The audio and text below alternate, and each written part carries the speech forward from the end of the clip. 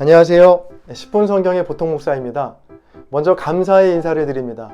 한 달도 안 되는 기간 동안 무려 6,000명이 넘는 분들이 10분 성경을 구독해 주셨는데요. 꼬마 목사 영상을 보고 오신 분들이 아마 대부분이실 겁니다. 그러나 이 10분 성경을 처음 만들게 된 방향성을 잃지 않고요. 성경을 좀 더 쉽고 새롭게 그리고 와닿게 읽고 싶은 분들에게 도움을 드릴 수 있는 영상들로 계속해서 찾아뵙겠습니다. 물론 꼬마 목사의 영상들도 중간중간 올릴 예정입니다. 앞으로도 구독과 좋아요 그리고 댓글로 10분 성경을 응원해주세요. 탈무드에 보면 이런 말이 있습니다. 하나님은 모든 곳에 다 계실 수 없기 때문에 어머니를 보내셨다. 물론 하나님은 모든 곳에 어디서나 계시죠. 그러나 이 어머니라는 존재가 얼마나 중요한지를 알려주는 글입니다. 저는 어머니라는 말을 어버이라는 말로 바꿔 읽는데요. 하나님은 모든 곳에 다 계실 수 없기 때문에 어버이를 보내셨다. 어버이, 즉 아버지와 어머니는 자녀들에게는 보이지 않는 하나님을 선명하게 드러내는 하나님의 대리자와 같습니다. 자녀 입장에서 부모님과의 관계가 틀어지게 되면, 그것도 신앙을 가진 부모님과의 관계가 틀어지면 하나님과의 관계가 틀어지게 되는 것으로 자연스럽게 이어지게 되거든요. 저도 많은 교회는 아니지만 교회 사역을 해오면서 이런 경우를 참 많이 봤습니다. 부모님과의 관계가 틀어져서 신앙생활을 중단한 교인 자녀들을 많이 보았습니다. 자녀가 보기에 신앙을 가진 부모님은요, 하나님과 같아 보이거든요. 그래서 신앙을 가진 부모와의 갈등은 자연히 하나님과의 갈등으로까지 이어지게 됩니다. 그렇다면 이 갈등을 어떻게 풀 수 있을까요? 오늘 출애굽기에 나오는 요게벳을 통해 그 방법을 함께 찾아보겠습니다. 요게벳이란 이름이 낯선 분도 있으실 겁니다. 이 요게벳은 모세의 어머니인데요. 요게벳이 모세를 낳을 때 그 시대적 상황은 매우 좋지 않았습니다. 애굽의 왕은 더 이상 이스라엘 민족이 애굽 땅에서 번성하는 것을 원하지 않았고요. 모진 학대와 고역으로 어떻게든 믿음의 사람들을 핍박하기 시작합니다. 그러나 그럴수록 하나님의 사람들은 더욱 번성했고, 마침내 애굽의 왕은 태어나는 모든 히브리 남자들을 다 죽이라는 끔찍한 명령을 내립니다. 믿음의 대를 완전히 끊어버리겠다는 것이죠. 고대 근동 사회에서 애굽 왕의 말은 신의 명령과도 같았습니다. 어길 수 없는 명령이었고요. 반드시 따라야만 하는 대세였습니다. 그런 상황 속에서 요게벳은 대세가 아니라 믿음으로 반응하거든요. 요게벳 당시 애굽의 상황과 오늘 우리의 삶이 크게 다르지 않습니다. 애굽 왕이 이스라엘의 남자를 죽이면서 믿음의 대를 끊으려 했듯이 오늘날 세상도 끊임없이 믿음의 사람들을 끊어내려 합니다. 특히나 요즘에는 신앙을 가진 부모와 자녀와의 갈등을 부추겨서 점점 믿음의 대가 이어지지 못하게 하고 있습니다. 이런 상황 속에서 문제 해결의 열쇠는요, 단연 부모님에게 있습니다. 그런 면에서 오늘 살펴볼 요게벳이 아주 중요한데요. 말씀을 통해 요게벳에게서 배워야 할 두 가지를 살펴보겠습니다. 첫 번째로요, 믿음의 눈입니다. 출애굽기 2장 2절입니다. 그 여자가 임신하여 아들을 낳으니 그가 잘생긴 것을 보고 석 달 동안 그를 숨겼으나.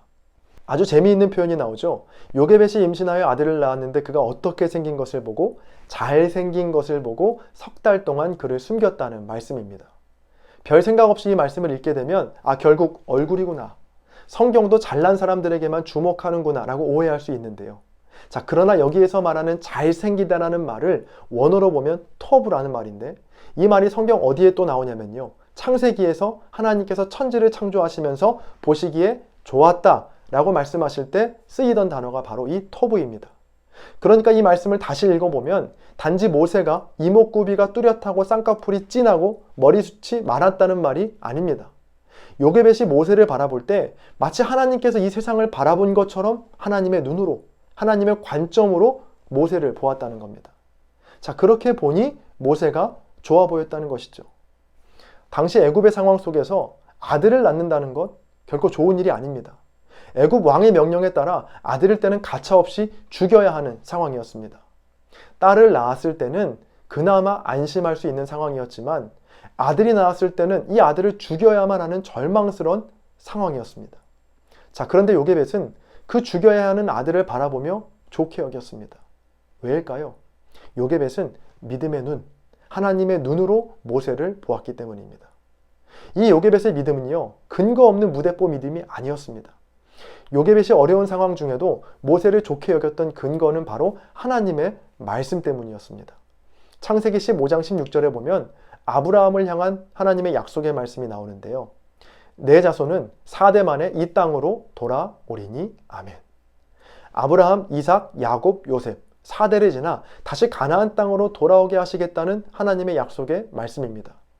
레위 지파였던 요게벳은 부모로부터 또 조부모로부터 이러한 하나님의 약속을 계속 들으며 자랐을 겁니다.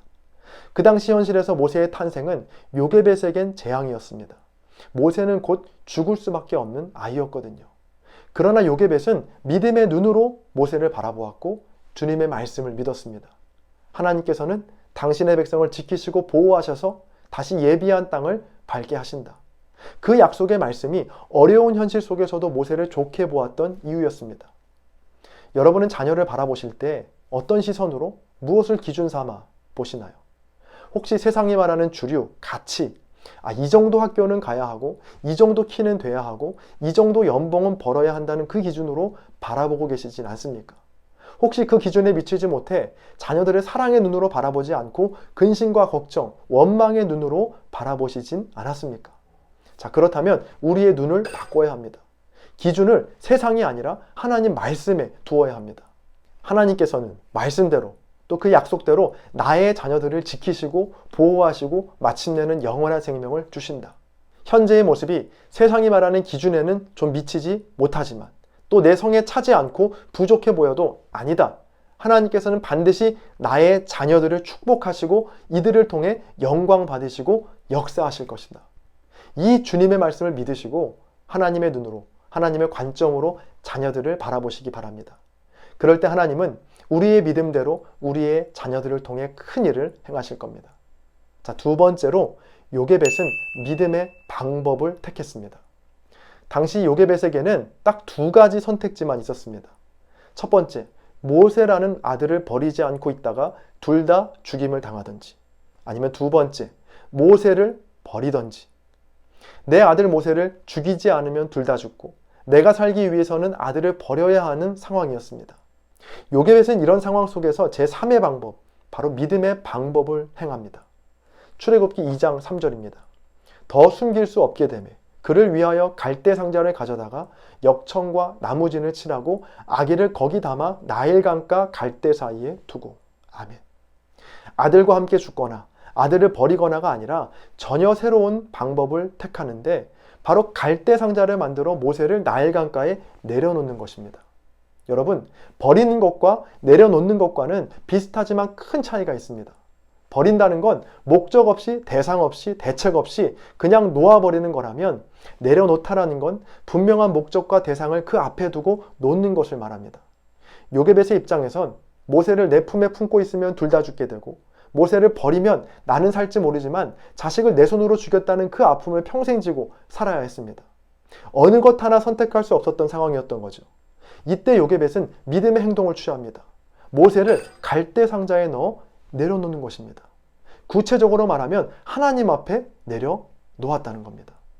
모세를 품을 수도 버릴 수도 없는 상황 속에서 요게벳은 하나님 앞에 모세를 내려놓습니다. 이 3절에 나오는 갈대 상자는요, 노아의 방주와 똑같은 단어를 씁니다.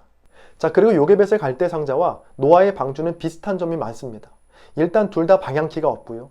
또 물이 들어오지 못하게 역청과 나무진을 칠하는 것도 똑같습니다.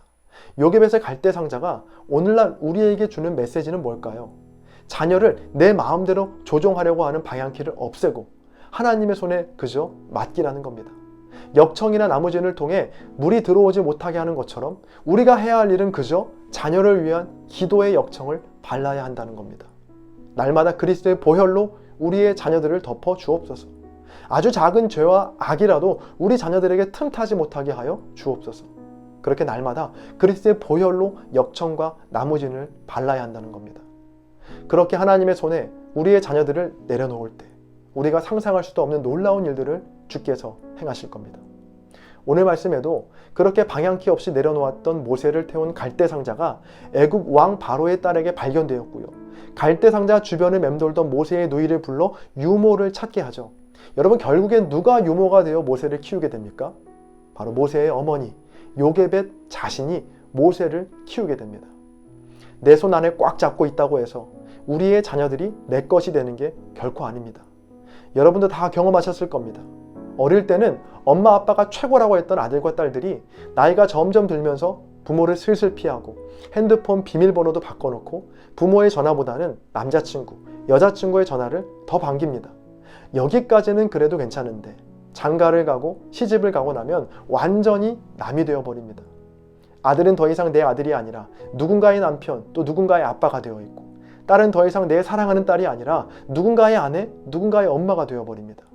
그런 아들과 딸을 계속 내 손 안에 두려고 할 때 걷잡을 수 없이 갈등이 커지는 모습을 종종 보게 됩니다. 자, 아마 영상을 보시는 분들 중에도 시부모님들, 친정 부모님들 많으실 텐데요.